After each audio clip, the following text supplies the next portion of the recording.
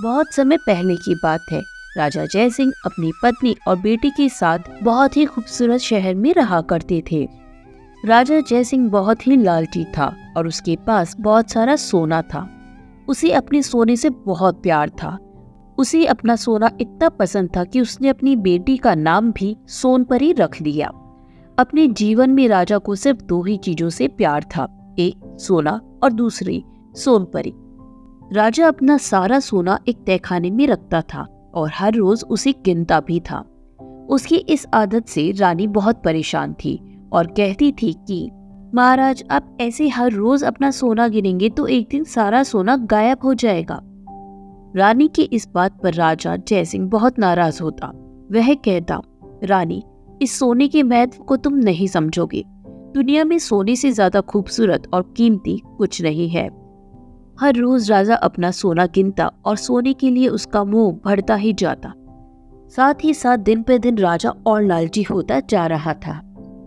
जहाँ एक तरफ राजा को सोने से इतना प्यार था, वहीं राजकुमारी सोनपरी को सोने में कोई दिलचस्पी नहीं थी।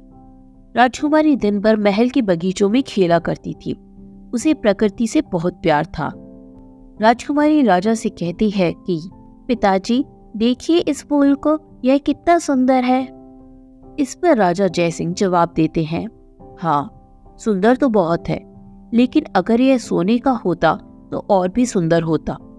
सोने के लिए राजा जय सिंह की लालच इतनी बढ़ जाती है कि वह दुनिया का सबसे अमीर व्यक्ति बनना चाहता है। धीरे धीरे उसकी यह चाहत कब पागलपन में बदल गई, किसी को पता ही नहीं चला। एक दिन राजा ने भगवान से प्रार्थना करने की सोची। उसने खाना पीना छोड़कर भगवान का ध्यान शुरू कर दिया। कई दिन बीत गए, लेकिन राजा जय सिंह ने अपना ध्यान भंग नहीं होने दिया। उसकी इस प्रार्थना से भगवान प्रसन्न हुए और उसे दर्शन दिए। भगवान ने कहा, बताओ तुम्हें क्या वरदान चाहिए। राजा ने कहा, भगवान, मुझे ऐसी शक्ति दे दो कि मैं जिस भी चीज को स्पर्श करूं वह सोना बन जाए। भगवान ने उसे वरदान दिया और साथ में एक बात भी कही। उन्होंने कहा कि हमेशा याद रखना कि सोने से तुम हर खुशी नहीं खरीद सकते। ऐसा कहकर भगवान गायब हो गए और राजा खुशी के मारे झूम उठा।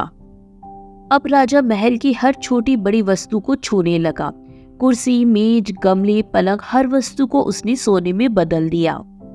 राजा बगीचे में पहुंचा और उसने पेड़, पौधे व फूल को छूकर सोने का बना दिया। इतनी भागदौड़ करने की वजह से राजा थक गया और उसे भूख लगने लगी।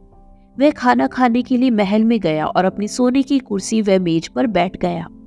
मेज पर कई प्रकार के पकवान, मिठाई और फल रखे हुए थे, जिन्हें देखकर राजा के मुंह में पानी आ रहा था।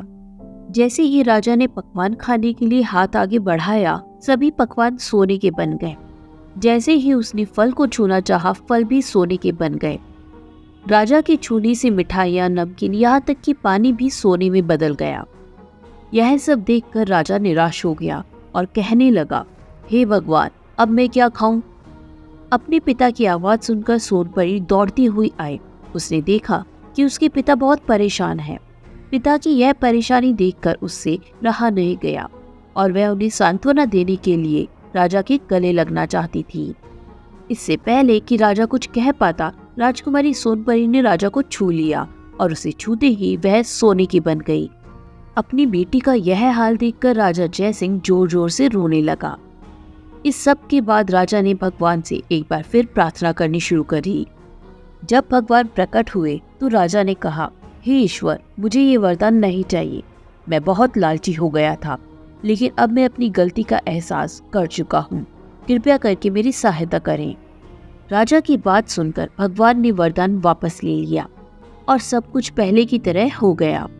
राजकुमारी सोनपरी फिर से बगीचे में खेलने लगी और उसके साथ राजा जय सिंह भी प्रकृति का आनंद लेने लगे। इसके बाद राजा ने अपने तहखाने को ताला लगा दिया और हर रोज सोना गिनना भी बंद कर दिया। कहानी से सीख। इस कहानी से सीख मिलती है कि कभी लालच नहीं करना चाहिए, क्योंकि लालच बुरी बला है और उसका फल हमेशा बुरा ही होता है।